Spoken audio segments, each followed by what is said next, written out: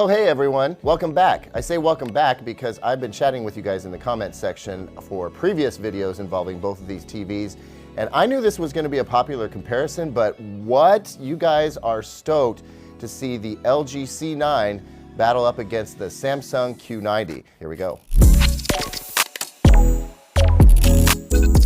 Now, before I get going, I just want to say, look, I hear you. A lot of you in the comments are saying you want me to just get to the picture quality, and I get it. That's the most exciting part, but it's not necessarily the most meaningful part. There's a lot that goes into living with a TV, how you experience it, from how you set it up to how it sounds to how it is to operate. I think that's important stuff. So I'm going to cover that stuff, all right? But I will get to the picture quality. I promise. Just hang with me here. So let's start with the Samsung Q90R and specifically with the Samsung One Connect box. If you're familiar with Samsung TVs from the last couple of years, you know QLEDs come with the One Connect box, and this allows you to plug your game console, cable box, whatever, into this box, and then everything runs up to the TV through this One Connect cable. And folks, the installation ease that this affords is huge. You know, when you don't have to punch holes in the wall and run power, it just makes mounting the TV that much easier. That's a big deal. And speaking of mounting the TV, if you're gonna mount this TV, go ahead, splurge, get the Samsung No Gap wall mount. Makes a huge difference with how this TV looks up on the wall. Look, it's not thin, right? Not like an OLED. It's got full array locally dimmed backlights, and that takes some space. But when you get it right up against the wall like that, it looks fantastic.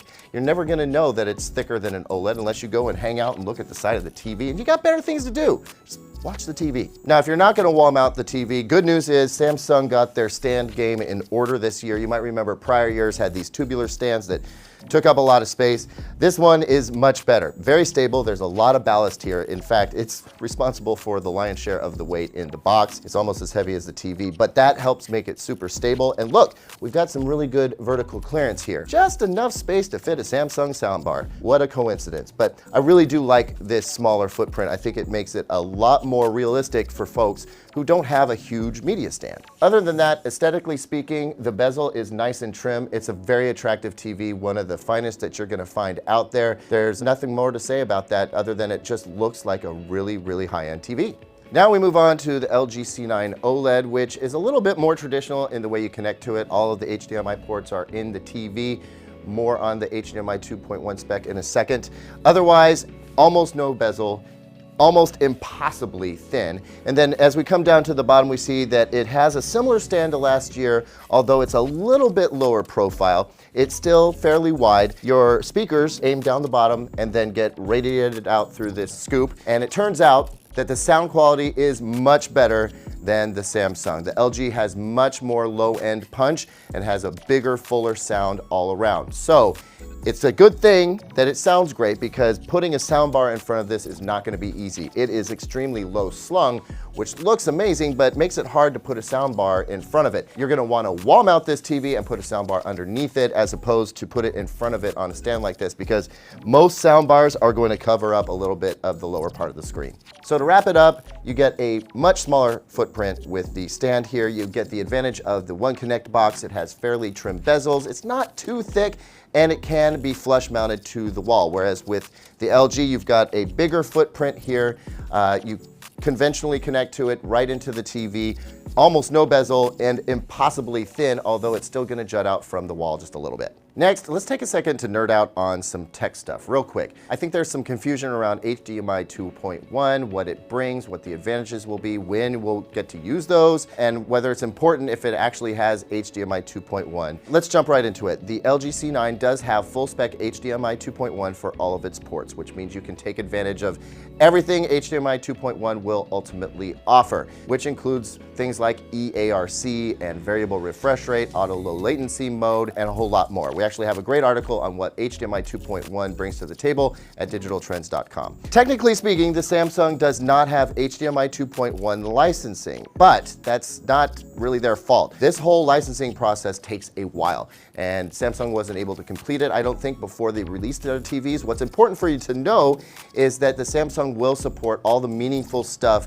that HDMI 2.1 brings. So Just think of it as sporting HDMI 2.1 features, okay, with variable refresh rate. And the difference with the Samsung there is that it does support FreeSync. Okay, so if you want to use FreeSync from your PC, you can do it with the Samsung Q90. You cannot with the LG. EARC, when it comes around, it'll be available. But really, we're talking about future-proofing features anyway. This is stuff that you'll take advantage of next year and the year after that when we see the new gaming consoles and new PCs coming out with higher-end GPUs with HDMI 2.1. Let's talk user interface for a second. Samsung's Tizen is great. Find the apps that you want, add them to your home ribbon down below, and you can easily access everything right down at the very bottom. It pops up things that you've recently watched. You can also switch your profile from right here, which is also convenient. It does take up a good amount of the screen though, very much different with the LG. Right away when I pop up WebOS on the LG TV, you can see it uses a little bit less space, it's lower slung, and even when it pops up stuff that you've watched before or makes suggestions, it's taking up a little bit less of the TV. It's also just a little bit snappier to use. Moving these apps is a little bit easier as well. For instance, I can just press and hold here.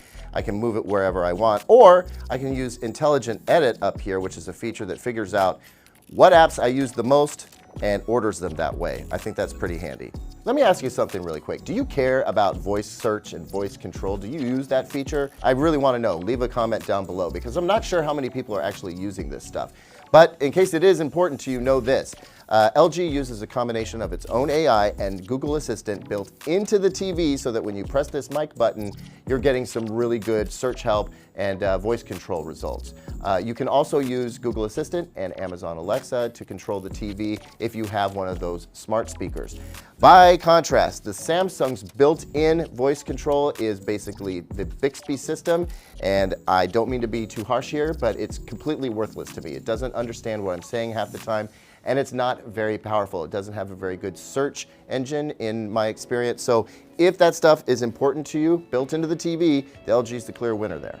Okay, finally, we're getting into picture quality. Before we do, let me just put this out there. You can't judge what you're seeing on these TVs, especially a comparison between the two, through what you're seeing on your screen. The fact of the matter is we're not shooting in HDR, and even if we were and going through the workflow and all that stuff, you probably wouldn't be watching on an HDR screen, and even then, you still don't get the impression. You really have to be here. So please trust my narrative on this. I'm going to try and point everything out to you that I think is meaningful. We'll start with what we're seeing on the screen right now, and that is 4K footage in SDR. And what I notice with these TVs is that in the really bright areas, whether it's clouds or a waterfall like this, the Samsung really leaps out at you. It does have brighter, punchier whites, and it's supercharging those bright highlight details. On the LG C9 OLED, it's not as bright and punchy at first, but what you notice is there's a bit more detail in those bright specular highlights. They're not super juiced up like they are in the Samsung.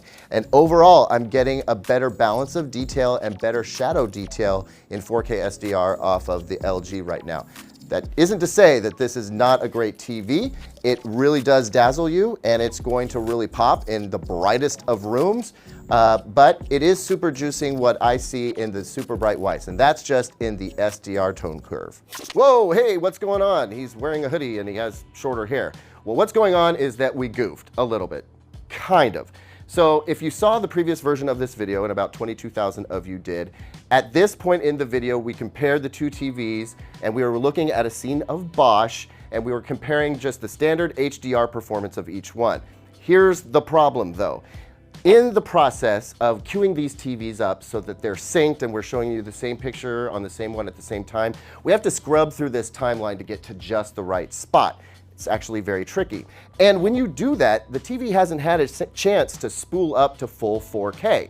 It will in a matter of seconds, but it just hasn't yet. So when we had this freeze frame going, we had the Samsung in 4K HDR, and we had the LG at 1080p HDR. Now, as soon as we press the play button, instantly it goes into 4K mode. Now, it's a common myth that you don't get HDR lower than 4K. That's not true. You can get HDR at 720p. It maps a little bit differently as you go up in resolution, but most of the specular highlights, they look about the same. So if I press play on this, it starts out in HD, and then eventually it's gonna spool up to Ultra HD. See? It took a matter of seconds. And so when we did our evaluation, what we found was that the Samsung was actually blowing out less of the specular highlights. You could see more of the detail in this office light, for instance, than the LG was. And actually, we based our impressions on that based on several viewing sessions long before we shot that video. That was just to sort of set an example. And honestly, you can't see the difference through your computer screen or your TV screen or your phone screen, right?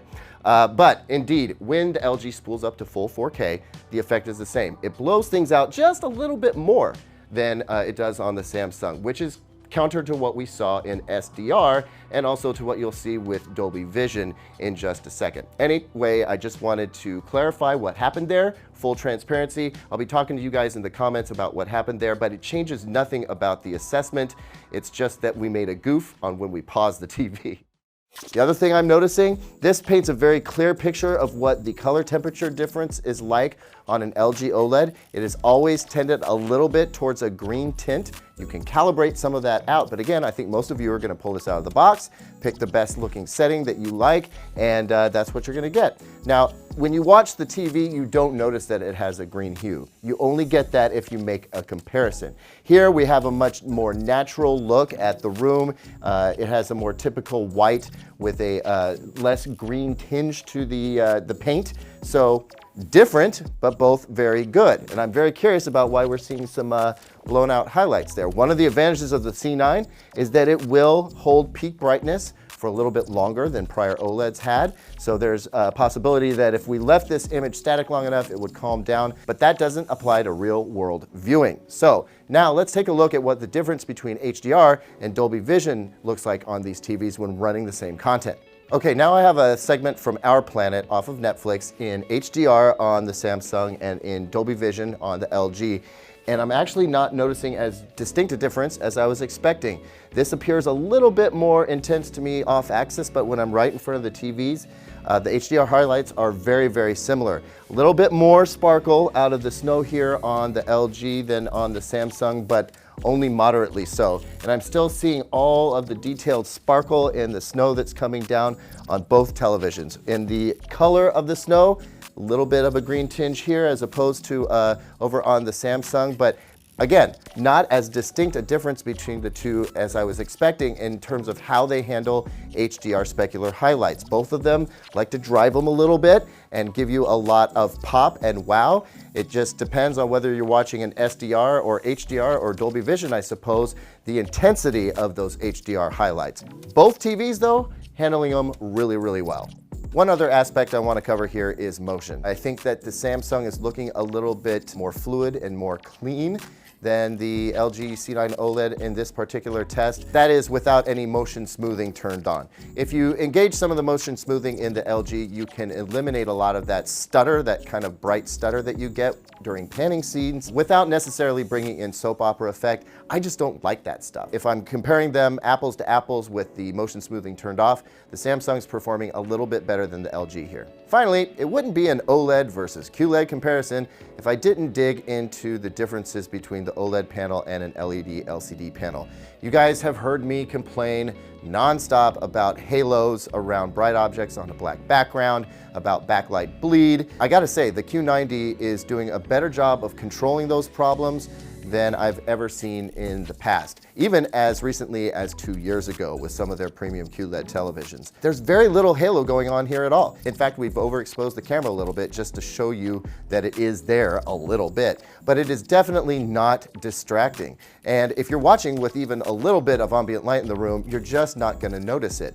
The backlight is less of an issue than it used to be before. And I'm impressed. I think off-angle viewing is a lot better with this TV than in the past. Certainly reaches a broader audience without washing out quite so much. This is a real improvement to the technology that just seems to get better year after year. All right, so which one's the best? Well, honestly, that's gonna kind of depend on you. If you're a picture purist, then I gotta go with the LG C9 OLED. I prefer the look of an OLED picture. It's just deeper and the highlights are fantastic. The color is fantastic. Also, if you're not gonna use a soundbar or a surround sound system, LG wins there as well. It's a much better sounding TV, although that's less important to people these days. Also, I prefer the interface just a little bit on the LG, especially if you're gonna use voice control at all, definitely the LG. But if you're a hardcore gamer, If you're worried about burn-in, and I don't think most of you should be, but if you're a hardcore gamer, know that while the LG does support variable refresh rate, it does not support FreeSync.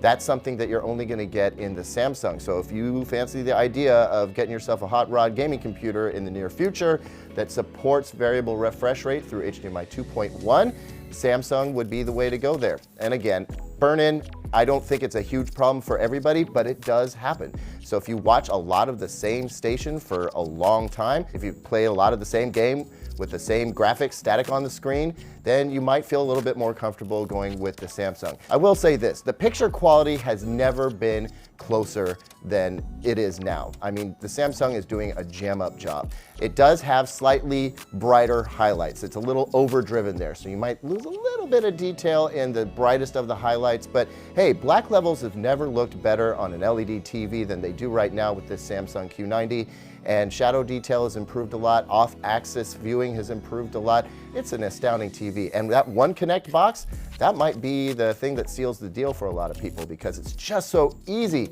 to get this TV set up and running. So again, you're gonna be happy with either one of these TVs. It really comes down to what your specific needs are, and I think that we've hopefully done a pretty good job of painting, what kind of user each TV is good for. Hey guys, thanks for watching. It means a lot to us. Hey, I got a haircut in the middle of this shoot for you. Leave your comments down below. That's the most valuable thing ever. We want to know what you think. Hit like, hit subscribe, hit that notification bell. And while you're here, check out 2 videos we think you might like. As always, visit digitaltrends.com for the latest tech news and reviews.